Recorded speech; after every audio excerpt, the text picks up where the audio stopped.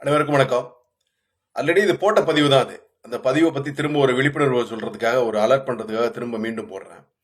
இந்த பஞ்சு மிட்டாயை பத்தி ஏற்கனவே நான் சொல்லியிருப்பேன். இந்த பஞ்சு மிட்டாய் வந்து குழந்தைகளுக்கு வாங்கி கொடுக்கறதுனால பெரிய எஃபெக்ட் வருது.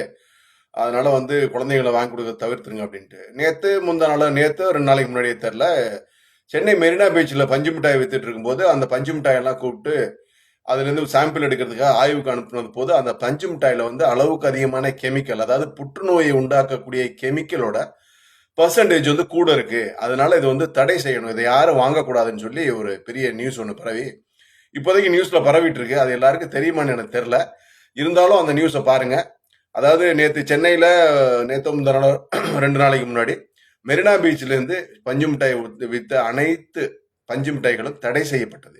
காரணம், அதுக்கு அளவுக்கு அதிகமான கெமிக்கல், புற்றுநோயை உண்டாக்கக்கூடிய கெமிக்கல் அதில் ஆட் ஆயிருக்கிறதுனால அந்த பஞ்சு மிட்டாய் டோட்டலா தடை செஞ்சிருக்காங்க. ஸோ அதனால சின்ன குழந்தைய அடம் பிடித்தாலும் பஞ்சு மிட்டாய் வாங்கி கொடுக்கறத தயவு செய்து தவிர்த்துருங்க. ஏன்னா அது கலர்ஃபுல்லா இருக்கிறதுக்கு கண்ணாப்பினா கலர் ஏற்றி கெமிக்கல் ஆட் பண்ணிட்டு நம்மளோட கலர்ஃபுல்லான லைஃபை இருட்டாக்குறதுக்காக பல பல பேர் வந்து பணத்தை ஆமைகள் தெரியுறாங்க. ஸோ அதனால ஆமைகளோட முதலைகள் தெரியுறாங்க. ஸோ அதனால பஞ்சு மிட்டாயை வந்து குழந்தைகளுக்கு வாங்கி கொடுக்கறத முற்றிலுமாக தவிர்க்க வேண்டும்னு தாழ்மையுடன் கேட்டுக்கொள்கிறேன். நன்றி, வணக்கம்.